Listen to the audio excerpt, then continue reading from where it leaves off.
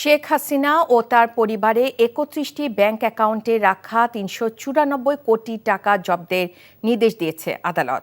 জব্দ ব্যাংক হিসাবের মধ্যে শেখ হাসিনা, তার বোন শেখ রেহানা, ছেলে সজীব ওয়াজেদ জয় ও মেয়ে সাইমা ওয়াজেদ পুতুলের নামে এই অর্থ জমা আছে।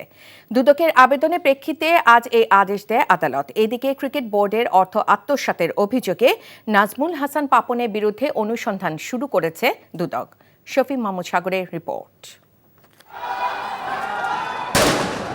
ছাত্র জনতার গণ অভ্যুত্থানের মুখে শেখ হাসিনা দেশ ছেড়ে পালানোর পর বিভিন্ন তদন্তে উঠে আসে শেখ পরিবারের দুর্নীতির খবর।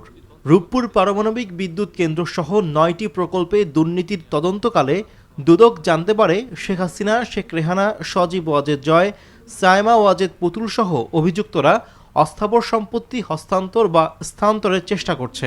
শেখ হাসিনা, সাবেক প্রধানমন্ত্রী, তার ছেলে জনাব সজীব আহমেদ জয়, তার মেয়ে সাইমা ওয়াজেদ, তার ছোট বোন জনাব রেহানা সিদ্দিক এবং তাদের স্বার্থ সংশ্লিষ্ট 31টি ব্যাংক অ্যাকাউন্ট জব্দ করা হয়েছে।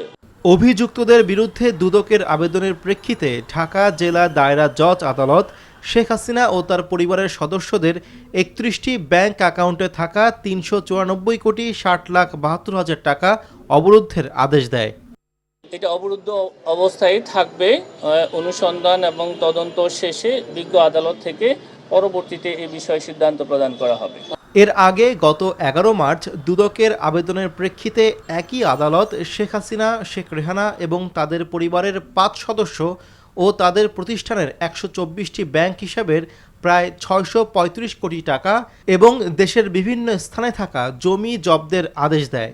একই সঙ্গে হাসিনা সহ পরিবারের ৭ জনের দেশ ত্যাগে নিষেধাজ্ঞাও দেওয়া হয়।